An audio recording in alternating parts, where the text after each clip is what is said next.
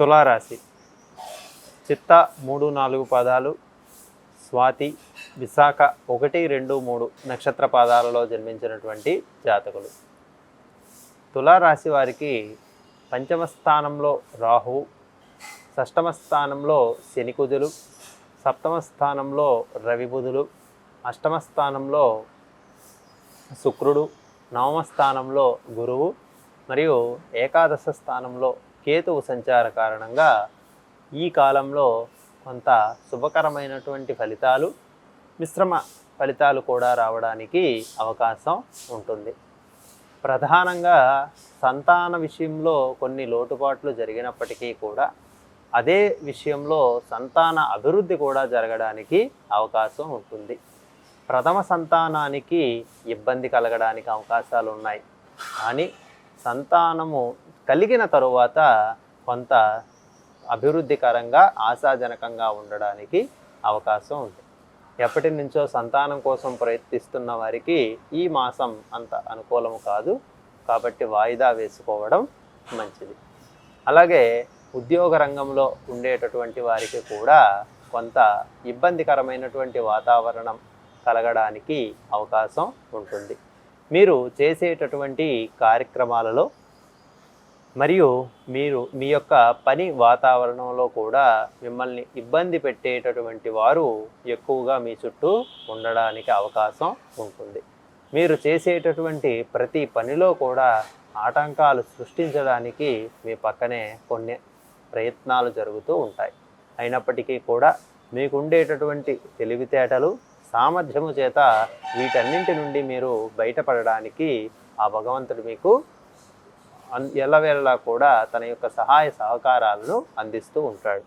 అందువలన తులారాశి వారికి ప్రస్తుతము కొంత ఇబ్బందికరమైనటువంటి పరిస్థితులు ఉన్నప్పటికీ కూడా కొంత అభివృద్ధి కూడా కనబడుతూ ఉన్నది. కాబట్టి ఈ మాసంలో ఓపిక, శాంతి, సహనం అనేటటువంటివి చాలా అవసరమని చెప్పవచ్చు. అనారోగ్య సమస్యలు చుట్టుముట్టడానికి అవకాశం ఉంటుంది. అలాగే మీ యొక్క ఇరుగు పొరుగుతో సఖ్యత లోపించడం, వారి నుండి ఆశించినంత విధంగా సహాయ సహకారాలు అందకపోవడం చేత మానసికంగా కొంచెం ఇబ్బంది పడడానికి కూడా తులారాశి వారికి అవకాశం ఉన్నది. అనవసరమైనటువంటి ప్రయత్నాలు ఎక్కువగా చేస్తూ ఉంటారు. మార్గదర్శకుల ద్వారా మంచి విషయాలను తెలుసుకోవడానికి అవకాశం ఉంటుంది. అలాగే మనము చేసేటటువంటి పనుల్లో ఇతరుల జోక్యం వలన కొంత పని ముందుకు వెళ్ళడానికి అవకాశం ఉంటుంది. శుచి, శుభ్రత పాటించడం వలన మీకు మానసికంగా కొంత ఉపయుక్తమైనటువంటి ఫలితాలు కలగడానికి అవకాశం ఉంటుంది.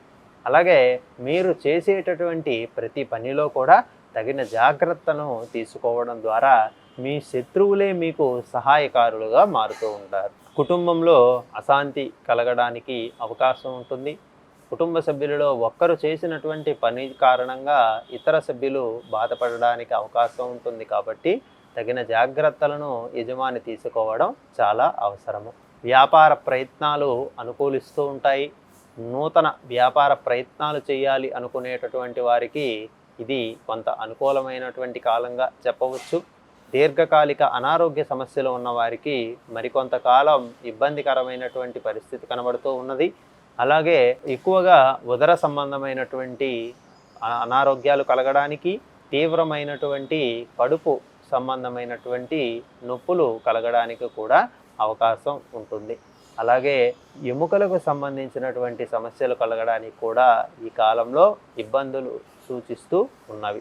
దుఃఖపడవలసినటువంటి పరిస్థితులు, అంతర్మదనం చెందవలసినటువంటి కారణాలు కూడా మీకు ఎదురవ్వడానికి అవకాశం ఉంది. కాబట్టి ప్రతి విషయాన్ని కూడా చూసి చూడనట్లు కొంత ఓపికతో ఆగడము అనేటటువంటిది ఈ కాలంలో చాలా అవసరము. అలాగే దూర ప్రాంత నివాసము అనేటటువంటి యోగం కనిపిస్తూ ఉన్నది. కాబట్టి మీరు ఉండేటటువంటి స్థానం నుండి ఇతర ప్రాంతాలలో కొంతకాలము నివాసం ఉండడానికి కూడా ఇది కొంత అనుకూలమైనటువంటి సమయంగా చెప్పవచ్చు. ఎక్కువగా గణపతి యొక్క ఆరాధన చేయడం వలన చేసేటటువంటి పనులలో కలిగేటటువంటి విఘ్నాలు తొలగి జయప్రదమవ్వడానికి అవకాశాలు కల్పించబడతాయి.